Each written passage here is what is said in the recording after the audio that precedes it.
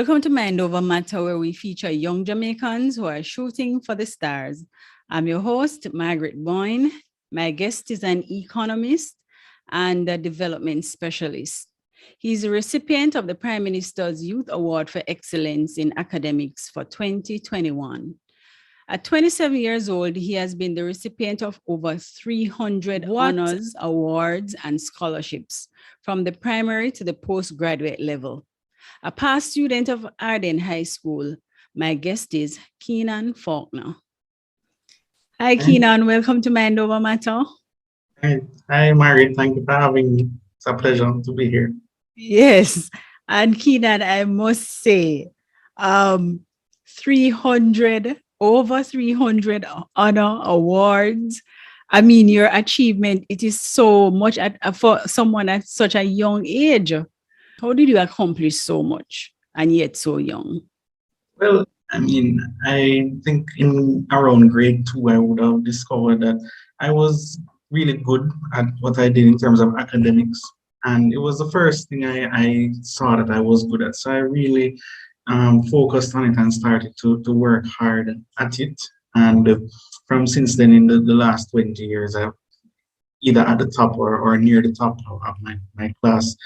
And I was always instilled with the notion that education was something that we really need to really advance in life. So I took that very seriously from an early age, and I think me being consistent has a lot to do with it. My time management skills have been honed exceptionally since then, and I just didn't want to be average or ordinary at the time. So I remember I had finished maybe 5th or 4th in my class, but the awards and the achievements and the accolades were something that kind of, when they say encouragement sweetens the right, yeah. So it really provided an incentive to really be at the top. When I got the first one in about 2003, thereabout, when I was in grade 2, it just opened the floodgates for more. So I think when we reward people, it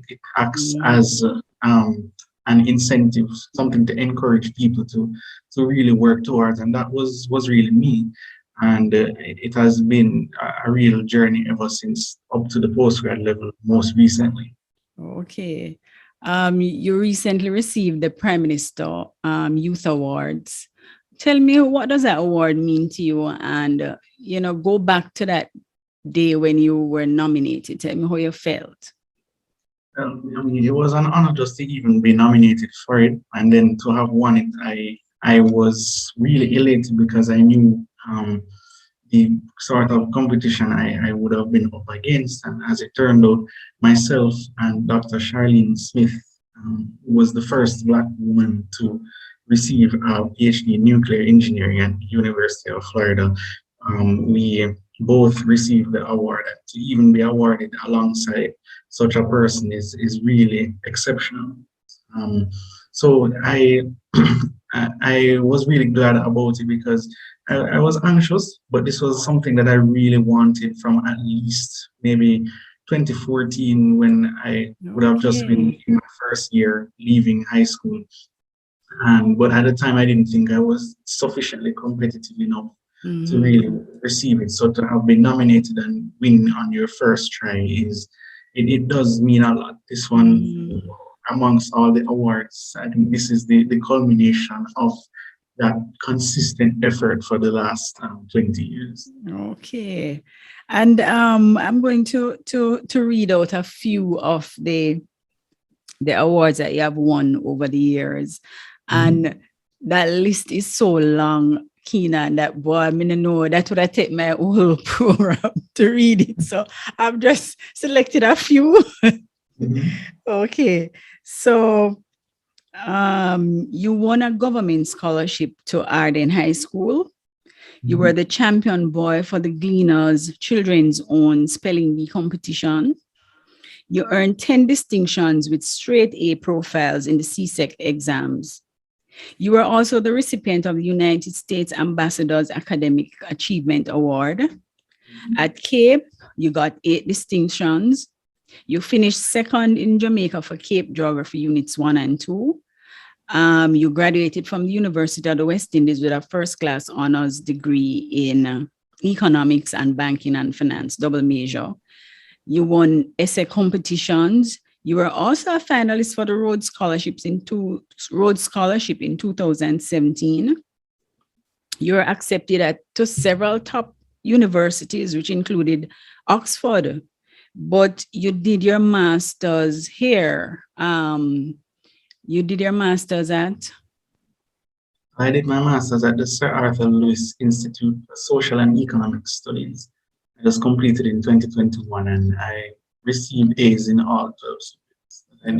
Okay. So after being accepted in for so many universities, why did you choose to stay here? So at the time, I had just finished undergrad, and I would have applied to Oxford as a result of being shortlisted for the Rhodes Scholarship. I didn't get the scholarship, but the acceptance came months later. And the decision at the time, 4 years ago, was really when I was seeking employment. So it was either the job or the acceptance to Oxford, and I took the job at the time, and I've been working. So I valued the experience at the time until now I was introduced to the program that I recently completed. It was fully online even before COVID. So that helped while working to both advance my career and my educational qualifications. So the arrangement was more ideal for me at the time. Okay. So so from this, I can see you were always an overachiever, but you're not only concentrated on academics, you were also very involved in other things at Ardenne. What are some of the things that you were involved with? Well, some of the extracurricular leadership activities, the most prominent one was School Challenge Quiz. I would have won as a captain in 2013. That was Ardenne's first title in 13 years. And then as a coach in 2015. So apart from quiz, I did Spanish club, debating, aviation club. I was at the high school level, and after that, I really, and in university, I was an ambassador for the vice chancellor and ambassador for the governor general. These were philanthropic and benevolent charitable organizations. I had my own volunteer organization. It was called the Democratic Youth United to Evolve Society. That acronym spells DYUTES, the youth. I was also convener for the Inner City Quiz, which was put on by the Inner City Development Youth Association. We drew primary school age students in a sort of manner similar to junior school challenge quiz. Persons who would have attended schools that weren't necessarily invited to competition. We arranged persons from communities like Tivoli Gardens, Trenchtown, Arnett Garden, Top Range, and so on. And we ran that for 3 years between 2016 and 2018. I would have also sat on several youth committees at the CARICOM, Commonwealth, and United Nations levels. And I was also a youth advisor on the government's inaugural Youth Advisory Council of Jamaica, where we deliberated on policy and different legislation and projects, programs related to youth development. So I had been really involved, not just in academics, but a lot of endeavors related to leadership, volunteerism, outreach, community development, and so on. Okay, advocacy. So volunteerism, how can we get our young people involved more, in volunteerism? How can they volunteer more? I think first we have to identify what the problems are and the avenues that we can, through which we can solve them. So, you would have those professional volunteer associations like Rotaract and Lions Club and Kiwanis and so on. But at the very micro level, you can start in your community. If you realize that there is a school that needs to be painted, or a donation of food or books needs to be made, you just you get up and do it. I don't really like the whole idea of the bureaucracy and the excessive um, bungling and logistics involved in project management. You just get a group of like-minded people, and then you just start to address the immediate need, and that's really what volunteerism is about. It's not about the whole exhibitionism and showing off Right, yeah. and everything. It's about ensuring that people's needs are met, and you have met them where they are. So it's the smallest thing works. My first foray, I guess, into volunteerism would have been at the church level, when we have our soup kitchens and we have our outreach in the communities, and that was what I knew how to do at the time. And when I would have been in high school, I used my skills to that were suited to outreach. So I would do tutoring and teaching and assisting with exams, and that continued much later into my university years, where I was involved in several CSEC and CAPE level activities every spring, right before exams, where we would go through all the exams. So you have to utilize the resources around you and your own skills and talents and decide what is best for you to do and who is really going to be the best beneficiary of this assistance. So where do you think this passion comes from, though? The fact that your youth development, working with young people, advocacy. Well, I think it's just by observing the world around you. You realize, even in my professional life as an economist, there's a lot of inequality. There's a lot of inefficient distribution of resources, and volunteerism helps to meet that gap somewhat. But I've parlayed it into my professional life, where I'm doing more research and more writing on and more academic work on those sort of topics: inequality, poverty, and inefficiency, and so on. Because at the youth level, you would have had a sort of avenue to really get your thoughts through at the executive levels of management and boards, but the grassroots levels are always left out of decision making. And it was a means of really promoting the voices of people who are directly involved and directly affected, and these are the persons who really should be at the forefront. So that really influenced my passion and desire for advocacy. And while I have now less time to volunteer, I've always ensured that I am still doing that sort of advocacy through actual writing and research.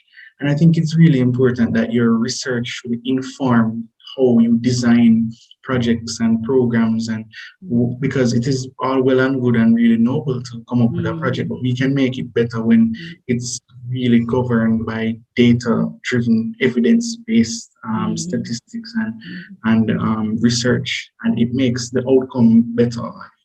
Are the persons who should be benefiting, are they really benefiting? This is how we monitor and evaluate and so on, and determine what the actual impact and the outcomes and the outputs are. So I've managed to find that balance, and I think the total combination of that is really what defines development work, because that's really what I am involved in. So and that has really been my passion for the last my entire 20s, so for the last 7 to 8 years. Okay. You were a youth advisor to the government at the youth level. You've worked with CARICOM. You've represented Jamaica at the United Nations. Tell me about that experience. So that was I would have attended the UN ECOSOC, Economic and Social meetings in March 2017, thereabout, and that was in New York. That was a great experience. I like that the high level meetings, the discussions on various youth proposals and projects and initiatives, and having dialogue with other youth from not just the region but the entire world. So the networking experience was good. similarly at CARICOM and Commonwealth. But really, aside from the high level work that would have been done, filtering into various youth issues such as financing tertiary education was a big one for us, and mainstreaming youth into decision making. So how can we get youth, while you need to have your representatives at the highest levels, how do you get youth generally to have their concerns addressed and to be involved in decision making, not only in ministries of youth and youth bodies and programs and ambassadorships and so on. But how do you get them to be involved in all levels of government? So finance and education and transport and health and so on. So how do you mainstream youth? You know, we tend to see youth as this sort of monolith, and it's just compact and compartmentalized into one ministry or department or agency. And so they don't have any influence across the whole of government. So that's really what my research has also done in terms of, as well, the evaluability of youth programs, for a paper that I'm working on. It should appear in the Oxford University Press. So these are some of the research that I would have done for these multilateral development institutions. So presently, what research are you doing? So I am currently working on a paper, well, still related to youth mainstreaming. Another one related to the evaluability of youth programs, but the overwhelming majority of my work is related to social protection. That is really my leitmotif. My graduate thesis was on social protection, discussing the impact of Jamaica's social welfare systems and its institutional rigor under the stresses of various social and economic shocks, such as the COVID-19 pandemic. So I'm really interested in financial inclusion, public financial management, and also social welfare. How can we ensure that the most vulnerable persons are actually being catered to, and their needs are being met, they're being targeted efficiently? Those who need the help should be getting it, those who don't really need the help should not be getting it, and so on. How can we strengthen these systems of social protection so that benefits are delivered in a timely, efficient manner? You look at COVID, and the CARE program was the first of its kind that was able to distribute benefits in Jamaica electronically and quickly, and to over 500,000 persons.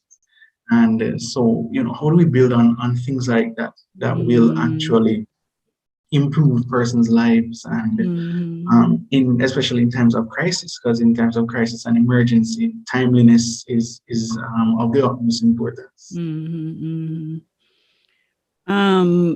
So you seem to work hard. Do you have time for fun? What do you do for fun? Yeah, I have time for fun. Really? Well, yeah, I mean, I mostly read, but I like excursions and I like traveling and new experiences. I like visiting natural attractions and also cultural and heritage historical sites. I mean, it's always a learning process and a learning experience. So I'm always open to new things where I can gain more knowledge and meet people and have discussions, and we just sit and talk. So yeah, I relax every now and then. I try to find the time to, because if you don't, then you know the time will be made for you in probably the worst and most unexpected manner.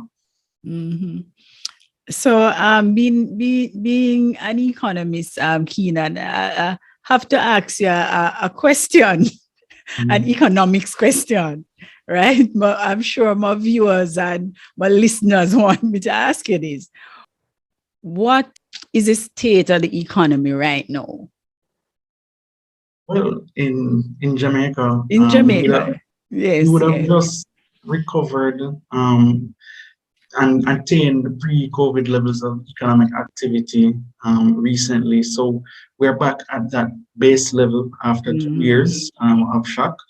And right now, the hope is that we will continue to grow, but equally, we are contending with very serious levels of inflation, which the central bank is really trying to contain through its various monetary measures, including increasing interest rates and trying to contain Jamaican dollar liquidity. So that might have a growth constraining effect on especially the movement of capital, and so our growth might be tempered a little bit. It is to contend with trying to restrain the outrageous increases in prices, which are really out of our control when you look at global supply chain and logistics matters in terms of wheat, oil, grain, and so on, which prices of which are going up and affecting just about everything else.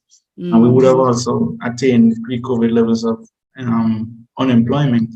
So it was at 7.1%, which is a record, but at the same time, the labor force in totality has yet to recover. So you'll find that there are, of the persons who are looking for jobs, most of them are getting it, but there are fewer persons overall who are making themselves available for work. And there has been a very considerable fallout in education. And the government, in the next tabling of the budget that is coming up, I expect there to be some amount of fiscal measures that will also help to boost economic activity while constricting prices and without, grinding the economy to a halt as we move away from the restrictions in terms of the curfews and so on. I expect business activity will increase, and it might help to offset any potential loss in revenue that I think might come from maybe with some hope removing maybe a few of the import duties and taxes on fuel. So that's my expectation, at least for some of the fiscal measures. We will wait and see, and I guess we continue to hope for the best. So basically, then we shouldn't worry too much about this inflation rate surpassing the 4 to 6% target. Well, the expectation is that it should fall back in range, hopefully, by the end of this year, because economic activity has recovered faster than we expected it to, and even if we're measuring point-to-point inflation, it's now at 9.7%, but the monthly inflation is not moving very much. It was 0.2% and 0% the month before. So it is having some effect. Even on the credit conditions side, you will see that credit conditions ought to have been tighter, but there was still a degree of flexibility that financial institutions were working with, which is somewhat of a good sign. It shows that business activity is not completely grinding to a halt because of the higher rates. So overall, I think we just need to weather this storm for the next quarter or two, and things will hopefully be back to normal. The government is intending to announce an increase in public sector wages through its public sector compensation review of over the next 4 to 5 years. So the increase in wages should hopefully help to offset a few of the increases in commodity prices and so on. Okay. So Keenan, with your impressive CV, I can easily see you at the World Bank. Is this one of your future goals, or I don't know? It actually is. In the next hopefully 5 to 10 years, maybe 10 to 15 years, I want to be at the senior executive levels of management at one of the larger multilateral development institutions. Like the World Bank is of course top of that list. The United Nations Development Program, the Inter-American Development Bank, the Caribbean Development Bank. So I'm open to all opportunities. I think that is really the zenith of what development practice and being a development practitioner, to be able to ascend to those levels. What they will require continued hard work and diligence and dedication. But I am fully committed to the task. I know you'll achieve that, ma'am. You're a finalist for the Fulbright scholarship. What PhD will you be reading for? So I want to focus mostly still on social protection and institutional rigor, public financial management, because the gravamen of my thesis would be how does improved public financial management procedures and practices positively influence the delivery of social protection in Jamaica. So because if we are thinking about our most vulnerable persons in society, we want the most efficient and the best allocation of resources. So that goes back to budgeting processes and things, auditing and monitoring and evaluation and so on.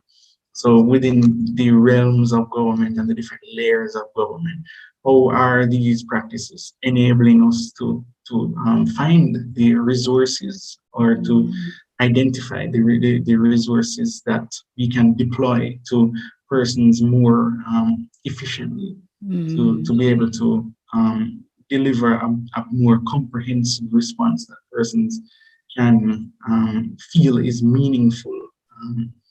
So that is really the crux. Right. Who are some of the persons who have been most influential in your life so far? That's an incredibly long list. So my parents, first and foremost, I mean, they are the ones who would have been at the forefront from the very early years, actually, supporting me in my academic journey, and both materially and non-materially. But eventually, I think I made their job a little easier by doing what I should have done. Yes. I didn't really need much prodding and much, pushing to do the work. Yeah. And even in terms of rewards, I wouldn't really ask for much, maybe just my favorite food. So my parents first, they're some of my teachers from prep school coming right up. I can point to Miss Nicholson, Miss Britton in grade 5, Miss Nicholson was grade 6, and everybody going down the line. High school, I can think of some of my teachers there, Miss Johnson, Mr. Wadsworth, made me love physics. My principal, Mrs. Esther Tyson, really great lady. From at university level, I can think of some of my lecturers, Mrs. Stone, Dr. Shivers, Dr. Nick, and so on.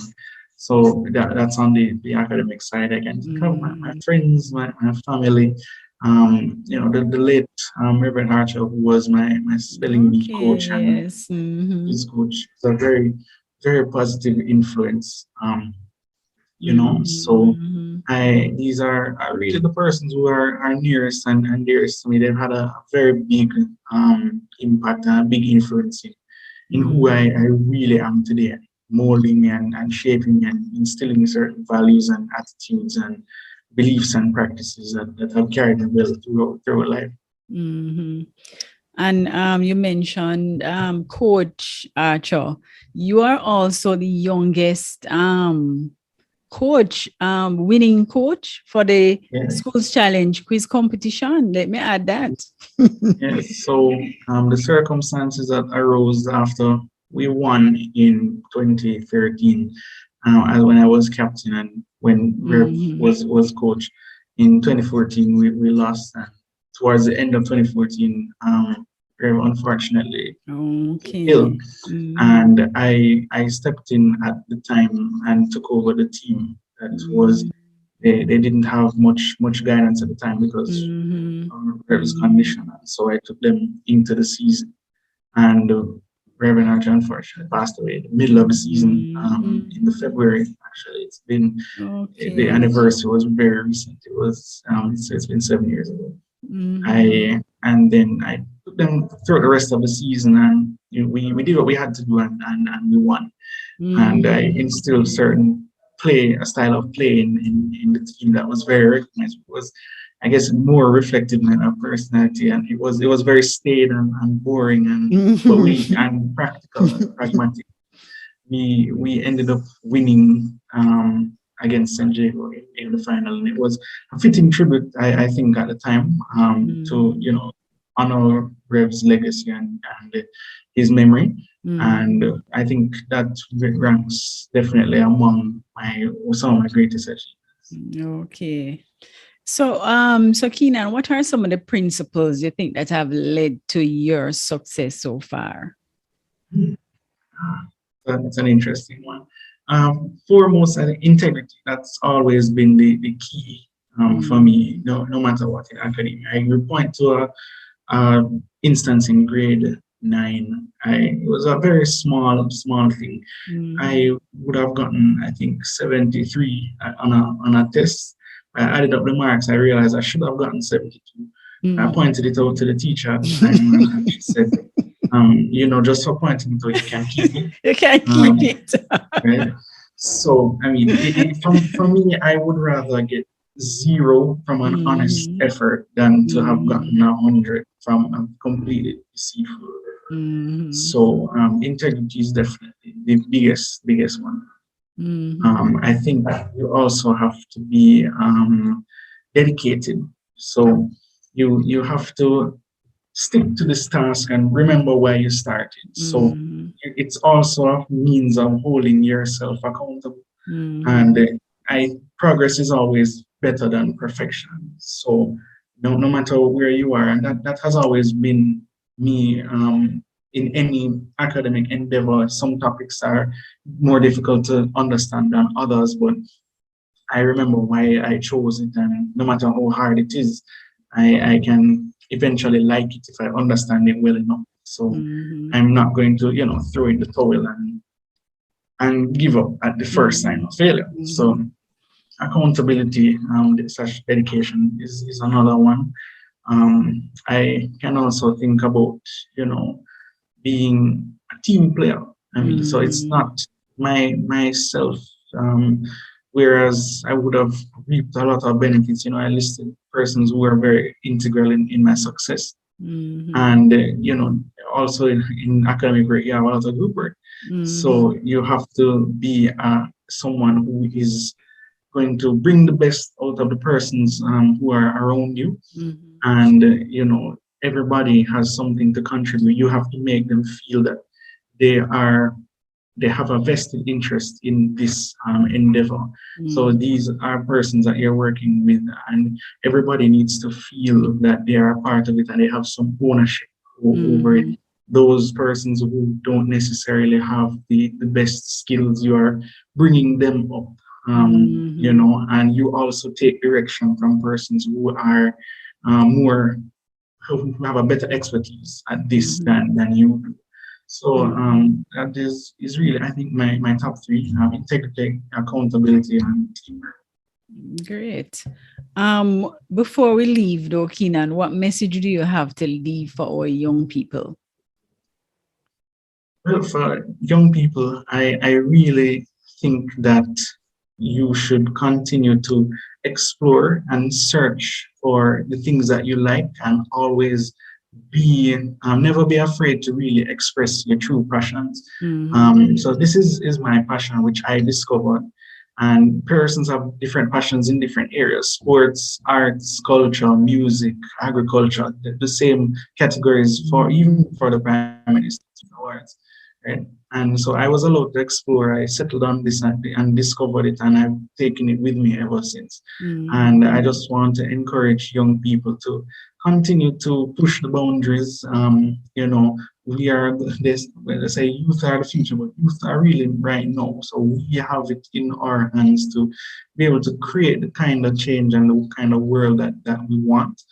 And I know that the combined talents and skills of all our young people is really formidable and practically unstoppable. I really want to continue to see great things, and I hope that you will all create that sort of facilitatory environment within which persons can feel their best selves and that they can thrive, in an unfettered manner. Well, Keenan, it was lovely talking to you.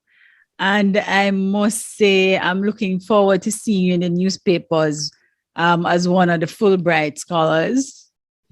I really enjoyed this conversation. It was nice having you here. Yes, it was my pleasure. Thank you so much for having me. I really enjoyed it as well.